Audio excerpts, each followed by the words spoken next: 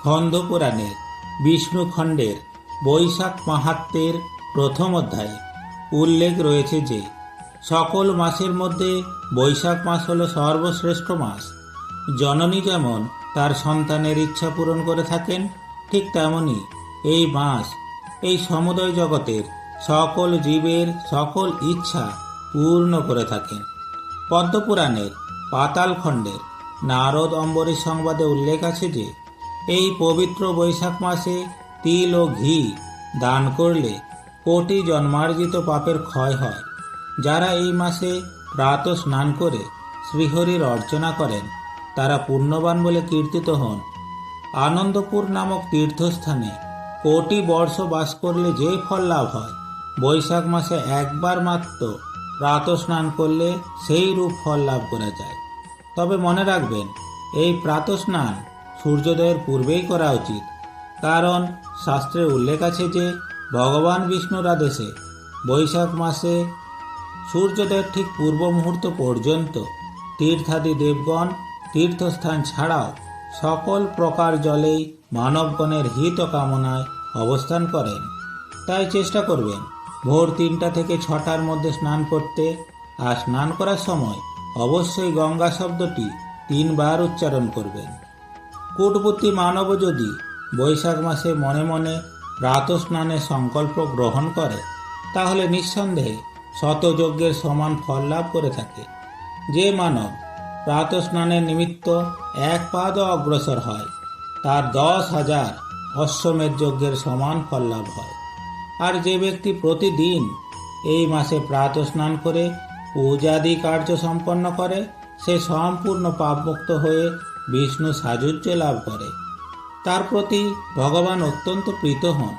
বৈশাখ মাসে কোনো ব্যক্তি যদি শুধুমাত্র পুষ্প দ্বারাও শ্রীহরির অর্চনা করেন, তাহলে অখিল পাতক থেকে মুক্ত হয়ে তিনি শতসংখ্যক পিতৃকুল পরিত্রাণে সমর্থ হন।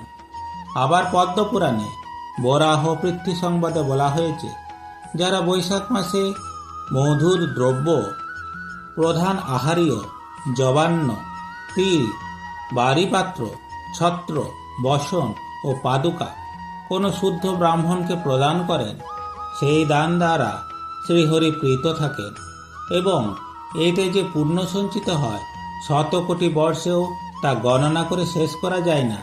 তাই এই বৈশাখ মাসে শুদ্ধ ব্রাহ্মণকে তিল, জল, স্বর্ণ, অন্ন, বস্ত্র, গাভী, পাদুকা, ছত্র প্রভৃতি দান করতে হয়।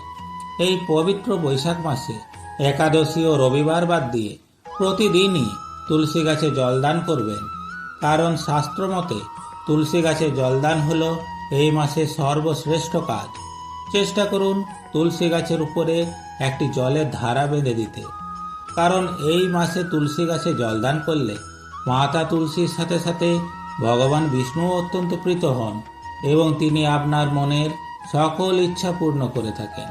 তুলসী গাছে জলদানের পাশাপাশি তুলসী গাছ প্রদক্ষিণ ও তুলসী তলায় সন্ধ্যা প্রদীপ প্রজ্বলন করবেন। প্রত্যেক দিন ভগবান বিষ্ণুর শ্রীচরণে পরিবারের প্রত্যেকে তুলসী পত্র অর্পণ করবেন। শ্রীহরির শ্রী অঙ্গে প্রতিদিন চন্দন লেপন করবেন। গীতা, শ্রীমদ্ ভাগবত, শ্রীকৃষ্ণ লীলা প্রভৃতি শাস্ত্র অধ্যয়ন করবেন। বেশি করে হরিনাম, কৃষ্ণনাম জপ করবেন। হরিনাম সংকীর্তন শ্রবণ করবেন। অসহায়, দুস্থ, দরিদ্রদের সেবা ও দান করবেন। সম্ভব হলে সারা বৈশাখ মাস নিরামিষ আহার গ্রহণ করবেন। ছাতু ও গুড় অবশ্যই খাবেন, কারণ শাস্ত্রমতে এই বৈশাখ মাসে ছাতু ও গুড় অতি অবশ্যই খেতে হয়। ফলের মধ্যে আম অবশ্যই খাবেন ও ভগবানের ভোগে অতি অবশ্যই আম নিবেদন করবেন। বেল ও বেলের শরবত খাওয়া শুভ। দই ও ঘোল জাতীয় খাবারও এই বৈশাখ মাসে খাওয়া ভালো। শশা, তরমুজ, ডাবের জল, আখের রসও এই সময় খেতে পারেন। তবে তেল ও মশলা জাতীয় খাবার এই মাসে ভুলেও খাবেন না। বেশি ঝাল এই মাসে না খাওয়াই ভালো।